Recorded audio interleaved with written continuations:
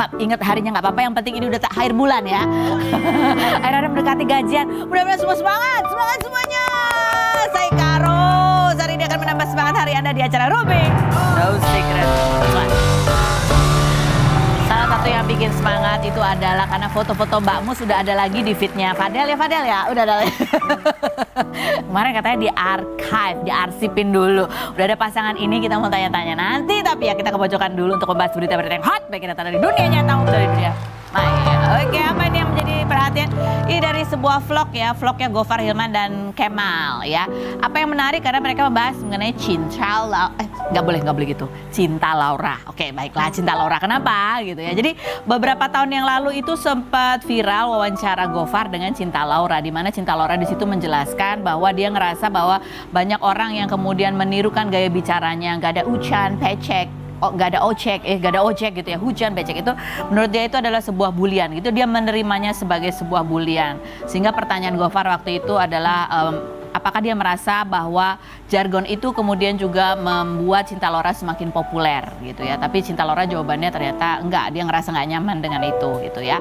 Lalu dikomentarin netizen, udah tahu Cinta nggak nyaman jawab itu, kenapa diterusin pertanyaannya, kenapa sih nanya begitu gitu ya, dia dibully si Gofar. Tapi ternyata di wawancara dengan Kemal, Gofar mengatakan bahwa pertanyaan itu sebenarnya dititipin, maksudnya manajernya titip supaya itu ditanyakan gitu loh. Jadi itu kayak ya gitu deh, nanti kita bahas ya, tapi kita lihat dulu ini masalahnya nggak ada masalah sebenarnya, kita lihat. Karena yang mana dulu pertanyaannya, Cinta Laura yang marah, yang kelihatan marah tuh yang mana? Netizen kan menganggap dia marahnya sama Gofar gitu. Siapa tahu dia marahnya sebenarnya sama kita ini yang suka menirukan omongannya. Ini yang berikut ini ya. Ini situs pertamanya di tahun berapa tuh? 2020. Kita Oke ya. Mungkin bentuk pertanyaannya kali ya, bahwa itu membantu popularitas. Kayaknya itu adalah bagian tapi tidak membantu popularitas, karena Cinta kan udah banyak juga karyanya, sinetron apa segala macam. Tapi memang itu adalah bagian dari Cinta Laura kalau menurut aku ya. Banyak orang yang kalau ketemu aku gitu, benarkah gitu kan, kalau ketemu aku suka gitu kan, besok harga naik itu kan ya, kalau ketemu aku apakah aku menganggap itu sebuah bulian? Kalau aku ya awalnya sih sebel ya, banyak niru-niru gitu ya. Nah ini aku ngomong kayak gitu sih, tapi lama-lama aku pikir-pikir ya itu menjadi bagian dari hidupku dan tidak membuat aku semakin populer, tapi mempertahankan aku tetap populer. Gitu. Dan memang ya harus diakui, aku harus jujur, banyak orang mengundang itu gara-gara image yang begitu kuat. Tapi itu kan aku ya, tiap orang beda ya. Tapi dengan mengetahui Cinta Laura itu ya, kita menghargailah semuanya. Komentar netizen kita baca yang berikut. Coba cek klarifikasi manajernya gitu. Sebenarnya bukan itu intinya. Lanjut berikutnya. Coba cek apa lagi lah. Wadaw, ternyata begitu dari wawancara itu ya dengan si Kemal. Yang berikutnya, manajernya bukannya mamanya ya gitu. Lanjut berikutnya. Bisa jadi manajer Laura ngeprank Gofar. Gak kali manajernya itu ingin itu tadi supaya Cinta Laura menyampaikan pesan bahwa dia tidak nyaman kalau kita menirukan cara bicaranya Cinta Laura gitu ya. Oke, lagi lanjutnya berikutnya ini juga ramai di sosial media adalah mengenai Clara Sinta, penjual ikan dengan omset miliaran. Itu ya, kemarin tuh kita sempat wawancara ya, dia tuh viral di TikTok ya, bisnisnya ikan gitu kan. Terus dia viral karena ya biasa kalau di TikTok kan, kalau supaya kelihatan banyak follower yang tertarik itu adalah dengan cara flexing, ya betul? Flexing, dia ini, dia itu. Kita pernah undang di sini, dia bilang dia bisnisnya ikan. Ini bukan yang punya arisan banyak itu bukan? Lain lagi. Aduh, terlalu banyak orang yang gitu ya, aku jadi bingung yang mana lagi nih. Tapi yang lagi rame adalah kemarin dia ya karena kepopulerannya kemudian juga banyak orang perhatian. Terus di Instagramnya ada satu netizen yang kemudian menudingnya menjadi perempuan idaman lain begitu ya. Panjang gitu ya. Ini berani sekali loh sebuah tudingan itu ya. Dia bilang katanya sama bosnya apalah segala macam, agak segala macam. Sampai akhirnya ada informasinya, coba kita lihat di Instagramnya bunyinya ini nih. Apa sih ini? Oh ini spillnya banyak banget sampai segala macam BPOM, pajak apa segala macam gitu ya. Serem ya zaman sekarang ya netizen ya. Oke baiklah, ini informasinya dibuka di sosial media. Oh ini kayak lagi baca novel ya. Aku sekarang lagi suka baca novel loh di sosial media. Wah panjang gitu ya. Tapi udah klarifikasi belum Clara Sinta? Ada klarifikasinya. Pokoknya tudingan bahwa dia perempuan simpanan. Ada lagi yang menuding bahwa dia jualan krim pelangsing itu belum ada BPOM-nya gitu kan ya. Nah ini klarifikasinya. Pagi-pagi DM rame berusaha membunuh karakter dan nama baik yang sudah saya bangun sekian lama. Berita yang beredar tidak sesuai dengan fakta dan keadaan yang terjadi. Sumber berita juga tidak diketahui jelas asalnya. Tapi saya sadar betul apapun yang saya tulis akan dianggap suatu tindakan pembelaan diri. Karena kembali lagi ada pepatah mengatakan mana ada maling mau ngaku. Stigma tersebut sudah cukup kuat dipegang teguh oleh masyarakat luas katanya gitu. Iya sih memang betul setuju sih. Ya jadi terus dia mau ngapain? Hah? Oh dia kitanya hoax ya. Kalau hoax coba dicari orangnya tuh. Kalau ya iya sih, ini sosial media ini kalau ada orang nuduh tuh bingung juga ya. Diurusin capek, dilurusin tetap belok gitu ya. Ya udahlah gitu, anggap aja ini ya udahlah gitu. Mendingan yang bisa kita lurus-lurusin aja. Kita undang langsung orangnya, kita tanya. Ada apa waktu itu Mbak Mus posting mengenai perselingkuhan? Ada apa itu sebenarnya yang disampaikan oleh Mbak Mus? Kita lihat dulu profilnya Mbak Mus dan Fadel berikut ini. Musdalifah, pengusaha kelahiran 1978 ini pernah menikah dengan pedangdut Nasar pada 2012 dan dikaruniai satu anak kemudian bercerai pada 2015. Sebelumnya, ia pernah menikah dengan Nurman selama 14 tahun namun suaminya meninggal pada 2011. Ibu 5 anak ini menikah lagi dengan Hairil Anwar pada 2017 namun hanya 2 bulan dan bercerai. Pada April 2019, Musdalifah menikah dengan Fadel Islami, lelaki asal Makassar yang usianya lebih muda 15 tahun. Beberapa waktu lalu, Musdalifah memposting story di Instagramnya kutipan mengenai perselingkuhan dan Fadel kedapatan menghapus foto-foto Musdalifah di Instagramnya, namun kemarin Fadel terlihat sudah memunculkan kembali foto bersama istrinya. Benarkah kemarin Fadel dan Musdalifah sedang bertengkar karena orang ketiga? Saksikan kisah selengkapnya hanya di Rumpi No Secret. Sudah ada Mbak Mus dan Fadel. Ini kita wawancara dari sebelum menikah sampai bukan hapus ya, arsipin. Coba ada artikel kedapatan menghapus foto Fadel dan Musdalifah. Tuh, bercerai tanda tanya. Padahal kamu kalau ditanya kamu mengarsip foto-foto Mbak Mus. Berani-beraninya kamu mengarsip foto Mbak Mus. Lagi ada apa sih sebenarnya? Jujur Fadel. Lagi berantem ya? Biasa Pak, ada ada kesel-keselan dikit. Kesel-keselan ya, dikit. namanya masih pernikahan. muda. Tapi kan udah ada lagi kan? Udah ada lagi sekarang, simsalabim ada ya. Jadi nggak dihapus, cuman diarsip gitu. Sebenarnya ketika kamu mengarsip foto itu, kamu ingin menyampaikan apa sih ke Mbak Mus? Kesel aja gitu? Ya gimana ya? Waktu dia ngarsip foto Mbak Mus tahu nggak? Tahu lah. Tahu nggak? Tahu lah. Tahu, terus marah? Marah? Aku nggak marah. Nggak marah. Senyum aja aku senyum. Kalau masa aku lawan marah aku nggak marah. Oh, jadi yang marah tuh Fadel. Iya. Nggak marah juga sih sebenarnya. Lagi Cuman, kesel aja ya? Ya kesel aja. Oh, kesel. Biasanya apa sih nih pengantin baru? Berapa Udah tahun? lama tahu. Udah hampir 4 tahun Aku gue. menganggap ini kayak pengantin baru. Kesel gara-gara apa sih? Gara-gara ketemu mantan? Enggak.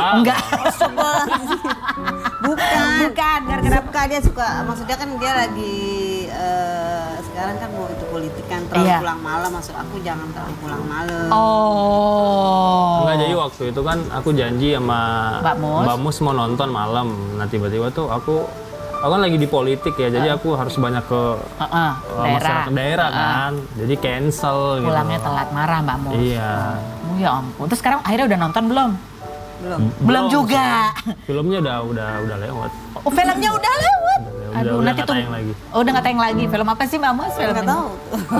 Ya, masih ada film di luar sana ya kan. Ini ada postingannya Mbak Mus, postingannya Mbak Mus. Emang postingannya Mbak Mus di posting. Ibuku pernah berkata, segala kesalahan dapat dimaafkan kecuali perselingkuhan. Karena orang yang pernah selingkuh akan terselingkuh walaupun dirinya sudah berkata tidak akan mengulanginya. Mbak Mus, ini apakah sebuah peringatan buat Fadel ya? Pulang nggak malam juga kan nggak namanya. apa-apa, asal jangan selingkuh. Nggak apa-apa, peringatan juga nggak apa-apa juga sih. Oh, nggak Bagus Ya apa-apa. sih. wajar kan. Wajar kita namanya laki-laki kita kan nggak bisa menjaga 100% di luar. Betul. Cuman ini sebuah peringatan aja. Kalau melakukan itu tidak akan dimaafkan oleh Mbak Mus. Gitu ya? Iya, jangan. Ih, jangan amit-amit ya. Gimana Fadel? Ya kan itu sering kita tanyakan ya. Fadel kan masih muda, keluar di sana. Ya betul kan, kita nggak tahu gitu. Banyak godaan-godaan di luar Iya. sana. Terus gimana kamu menghadapi godaan-godaan di luar sana? Aku Iya. Banyak. Aku sih selalu Parkour ya. ini ya, maksudnya kalau misalkan lagi di luar itu ya aku selalu ada batas sih. Oh. Ya maksudnya kalau misalkan batasnya itu kalau misalkan udah terlalu banyak bercanda sama teman-teman gitu, apalagi sama perempuan, aku Langsung mundur. langsung mundur gitu. Terus ada- Karena kan biasanya kan semua berawal dari bercanda kan, jadi nyaman gitu, terbawa gitu. Jadi iya, kalau udah mulai masuk ke area-area yang bercandanya Langsung kelebihan, mundur. aku Sebenarnya ada dua berawalnya biasanya. Satu bercanda, dua curhat. Iya benar. Iya kan, bener kan, gitu ya. Bener Kalau nggak? curhat sih enggak sih. Enggak ya, enggak. Nah terus habis gitu kan Fadel juga posting tuh, dia bilang pokoknya jangan memberi label gitu, jangan berkata Iya. buruk ya. Itu apa maksudnya, tujuannya? Maksudnya kamu apa?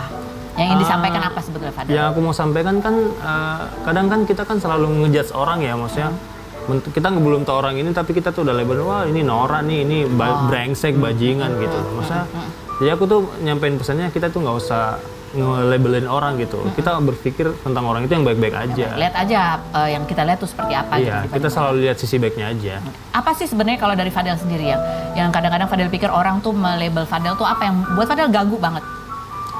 Ya maksudnya biasa kan dilabelin, maksudnya mungkin karena menikah sama Mbak Mus kan, maksudnya wah paling mau ini nih, mau tenar misalkan, terus memanfaatkan, terus ntar juga selesai juga gitu loh. Itu berat buat Fadel, menyebalkan.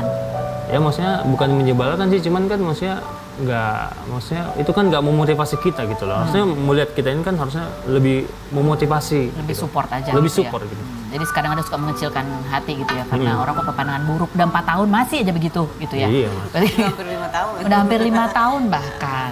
Dan Bang Mus habis ini marahan nih. Akhirnya baikannya gimana?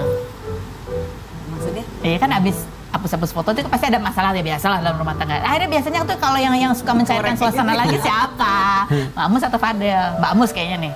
Enggak sih, biasa aku juga. Oh, Fadel duluan. Gimana? Kalau aku diem-diem aja. Oh, diam aja, lempeng gitu ya. Dia mah Biasa kalau- aku bikin kopi, aku nggak bikin mie. Oh gitu ngambeknya. Bukan ngambek, ya sudah lah, Yarin dia lagi. Oh lagi marah, jangan dekat gitu ya. Gimana Fadel? Apa? Kamu gimana cara mencairkan suasana lagi? Ya pergi ajak bareng aja keluar. Oh ngajak pergi bareng. Ya pergi jangan. Paling kalau misalkan udah di mobil kan pasti ada ngobrol gitu. Oh, jadi mau cari waktu berdua. Iya, cari waktu berdua. Jadi akhirnya solusinya apa nih? Ini kan biasa ya, masalah komunikasi, ada Iya, kekecewaan itu sangat, kan nah, biasa. Akhirnya, Masalah komunikasi sih. masalah komunikasi. Terkadang tuh dalam rumah tangga yang selalu bikin cekcok itu masalah komunikasi. Yang satunya ego, yang satunya juga nggak mau ngerti gitu. Jadi ketemu lah. Jadi akhirnya penyelesaiannya gimana? Jadi memuncak. Hah? Penyelesaiannya Iya, yang jadi memperbaiki memuncak. komunikasi. gitu. Memperbaiki komunikasi ya? Iya, maksudnya jadi memuncak. Jadi memuncak. Oh, jadi ini sebenarnya ada satu masalah dari Iya. masalah komunikasi Iya, yang soalnya lainnya. Tadi kan yang komunikasi itu. Iya. Ya masalah janji tadi itu. ya. Janji tadi. Jadi kalau Mbak Mus maunya kalau udah janji itu harus ditepati atau boleh di cancel atau gimana Mbak? Ya Baiknya. nggak juga sih, maksudnya kan aku udah berapa kali cancel kali jadi kesel wajar. Oh, sudah berapa kali cancel? Sampai filmnya nggak ada lagi di bioskop. Ya nggak apa-apa sih ya. Ya yang penting kan nggak ngapa-ngapain di luar sana ya kan. Baca ya. Yang penting ngapa-ngapainnya yang positif aja di luar sana. Oke. Ya lo silakan tadi buka pertanyaannya, Bu. Satu aja, Oh, satu satu aku dulu. pilih random ya. Oke. Aku nanya ke Mbak Mus ya. Aku nanya ke kamu ya nih. Andai ada cewek yang ngaku-ngaku jadi selingkuhan aku, kamu akan Nah tuh ngaku-ngaku ya. Oh, ngaku-ngaku. Iya ngaku-ngaku. Kan semua itu kan selalu ada bukti kan. Maksudnya Iya. kan nggak langsung aku percaya itu selingkuhan. Oh enggak, Mas. Jadi kamu Berarti tetap lihat buktinya kalem. dari siapa? Dari cewek itu? Ya namanya kita kan baik ya, maksudnya kita memang tujuan pernikahan ini baik, kita nggak ada apa-apa. Pasti itu ntar ada aja. Jalan itu pasti ada aja jalan. Jalan penyelesaian atau jalan Maksudnya jalan cobaan? ketahuannya, maksudnya memang kalau memang dia selingkuh pasti ada maksudnya aja. ditutup gimana pun pasti ada aja Mau celah dibohongin buat kita. gimana pasti ada. Jadi lihat buktinya ya. Kalau Iya. cuma pengakuan aja ya nggak percaya gitu aja gitu kan? Iya kan? Iya. Aku siap. Selamat baca Mbak Mus. Sekarang Yes. andai aku harus ketemu seminggu sekali sama mantan suami untuk main bareng anak, tapi tanpa kamu boleh nggak? Ya nggak apa-apa. Ih, Maksudnya- kemana? Nggak apa-apa, Iya. Mbak, ya. Masa malah tuh aku yang sering bilangin ke Mbak Mus, misalkan kalau misalkan si Mas Nasar mau ketemu sama anaknya, udah kamu temenin gitu loh. Maksudnya mungkin anaknya canggung gitu kan. Maksudnya tanpa ada aku, masa harus ada aku kan gak enak juga. Tapi aku enggak, aku orangnya kan ada anak aku yang pertama. Iya. Aku Harus tuh sama dia. bisa ditanya langsung, aku udah kamu sana gitu. Kalau perlu makan bareng keluar kan udah saudara kayak saudara Tapi kan. enggak sih kalau Pak Nasir orangnya sama-sama maunya. Oh sama-sama Mus. Harus ada Fadel juga. Iya. Sementara Fadelnya sibuk. Nggak Iya, juga sih, maksudnya saya juga maksudnya nggak mau kalau mengganggu ketemu, kalau kan ketemu, gitu loh. maksudnya Supaya ini tidak nggak begitu. supaya menghindari gosip gitu ya. Jadi Iya. maunya supaya ada. Kayak baiklah. Tapi kalau aku sih maksudnya menganggap saudara ya, maksudnya Iya. ya nggak apa-apa gitu loh. Ya kamu sih nggak apa-apa. Omongan orang itu loh. Iya, mau. Iya. Tajam ya. Iya gitu kan. Oke, udahlah, pokoknya kita senangnya udah baikan lagi ya namanya. Tapi kita belajar ya, namanya masalah rumah tangga itu memang ada aja. Tapi ya udah, jangan ditimbun, jangan disimpan lama-lama. Iya. Iya. Karena nanti lama-lama Kan jadi biasa kan besar. kalau belum 5 tahun kan ada aja. Oh, ya. ada. Biasa. Oke, baiklah. Nah ini kita nanti pas ngobrol lagi, tapi kita mau undang satu teman saya lagi nih, ada Bertrand. Bertrand Antolin kemarin sharing tentang apa yang menimpa adiknya dan kesalahannya. Karena ada orang yang dianggap melakukan kesalahan tapi kok responnya cuma gitu aja gitu ya. Seperti apa keadaannya sekarang? Kita lihat dulu profil Bertrand berikut ini. Bertrand Antolin, aktor sekaligus presenter kelahiran 1980 ini mengawali karir sebagai pembawa acara musik tahun 1999 bersama Dewi Sandra dan pernah membintangi sinetron Sevia tahun 2004. Mantan kekasih Dini Aminarti ini 20 Oktober kemarin mengabarkan adiknya tertabrak mobil di area Kemang, namun orang yang menabrak hanya menawarkan uang damai, bukannya menolong dan tidak dibawa ke rumah sakit. 4 hari lalu, pemilik mobil datang membawa surat kesepakatan perdamaian setelah Bertrand berencana melaporkan ke polisi, kemudian surat tersebut disetujui karena Bertrand khawatir sang supir diberhentikan. Pelantun bubar ini sekarang aktif membuat konten wawancara orang secara acak dan yang bisa membuatnya tertawa akan diberi uang, serta membuat konten masak bernama Mabar, diantaranya memasak perkedel jagung, Thai egg, dan nasi goreng daun jeruk. Seperti apa kondisi terkini adik Bertrand Antolin? Dan mengapa ia kini jarang tampil di TV? Saksikan kisah selengkapnya hanya di Rumpi No Secret. Sudah bersama dengan Bertrand Antolin ya. Ini kemarin ada postingannya Bertrand. Aku ngikutin sih sebenarnya ini ya. Apa sih yang dia alamin? Hah? Nggak pernah di like perasaan. Iya. Harusnya di like ya. di-like Aku bingung soalnya kalau ini cerita kayak gitu tuh mau di like atau gimana? Sebelumnya juga nggak pernah nge-like kayaknya. Ya kalau lewat. Iya lupa gue kayaknya suka gitu ya. Adik gue barusan tabrak mobil sampai kelempar terguling di Kemang. Bukannya minta maaf dan nawarin bawa ke dokter, malah bisa-bisanya supirnya nawarin saya uang damai. Awalnya cuma dari dalam mobil kasih gestur minta maaf. Woi, ini manusia yang lo tabrak. Jadi dia lagi jalan menyeberang itu ke senggol. Jadi dari dokter gigi ada orang bawa gerobak, adikku minta duit mau ngasih. Gua ngelangkah, ngelangkah duluan kosong. Adikku juga ngelangkah, ada yang ngebut mobil Mercy. Jadi tuh orang yang nabrak nggak turun dari mobil, nggak melihat keadaannya gimana. Gini doang. Gini doang.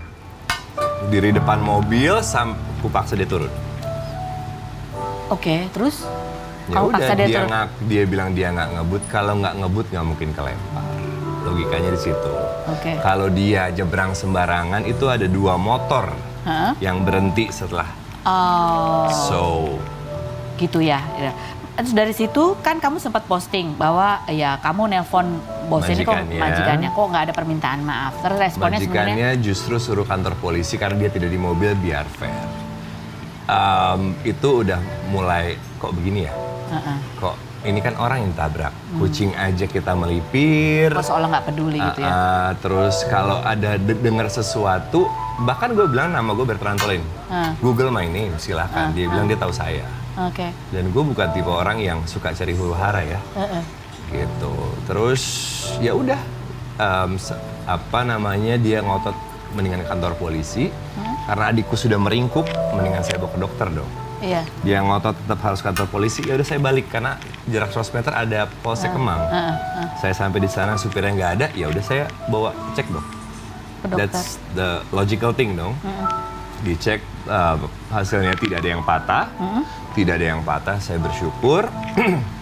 Terus ya nggak ada kabar sampai besoknya, sampai saya posting. Baru ada kabar. Baru nanya kabar aja nggak, dia baru nanya besoknya. Saya bilang kalau mau ketemu hayu. Udah Iya, cukup. sabar. Terus habis kalau mau kita mau ayo terus. Ya udah pause aja dulu, panjang nih. Ya udah, mau tahu kan ceritanya? Setelah berikut ini jangan kemana-mana. Tetap di Rumpi No Secret.